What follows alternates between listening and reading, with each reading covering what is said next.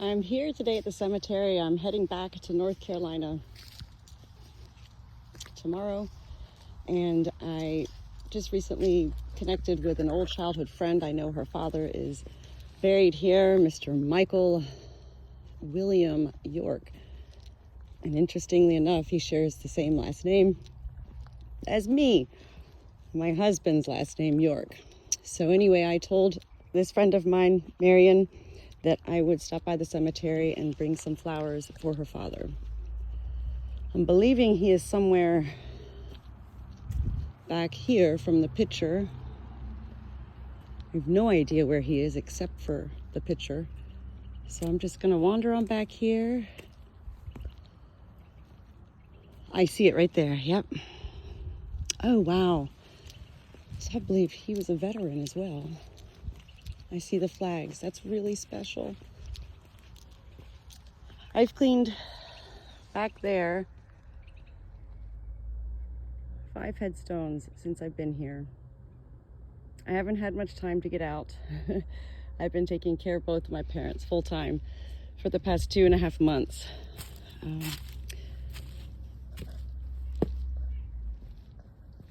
But this is very special to me, to always come to a cemetery to pay not only respects, to visit. And I know Marion doesn't live here, so, Mr. York, Mr. York, Michael William York, born November 23rd, 1934, transitioned into heaven February 1st, 2023. Mr. York, I'm going to call you Mr. York because that's how I always address my friends' parents' names. I not only hope you had a good life, I believe you did have a good life. While I did not know you personally in this life, I did know your daughter, your beautiful daughter, Marion, and I'm honored to be here today to lay some pretty white poinsettias. I'm assuming because of the flags that you are a veteran, Mr. York, so I would also like to thank you for your service to our country. I hope you are resting in an eternal peace that only angels can know. And I hope your wife, Mrs. York, Mrs. Marcia York, is doing well. I know this must be a difficult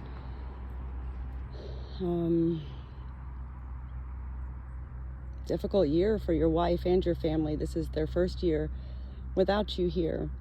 So these are all of, since February, their first holidays to go through. Your first birthday without you, first Thanksgiving, first Christmas. My thoughts and prayers are with your entire family, Mr. York. You are buried at a most beautiful place, right across from Salem United Methodist Church, which is right across the street up there. Very special church to me. It's where I was married. My daughters were baptized.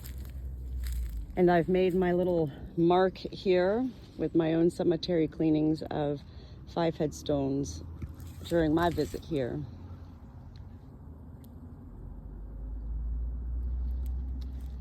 What a perfect place for you to be laid to rest. Look at this. How did you ever end up here, Mr. York? This is perfect.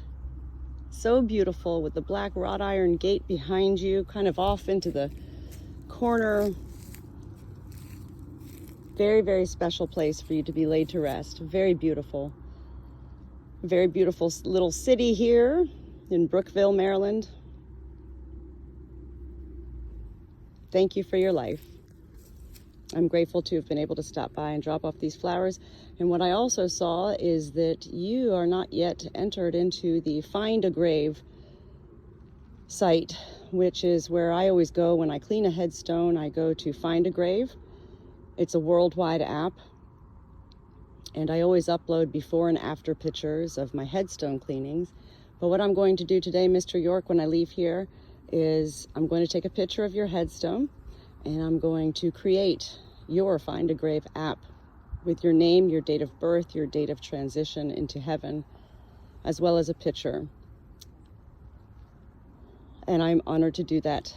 Out of the 900 headstones or so that I have cleaned over the past many years, I've only had to add maybe 20 headstones.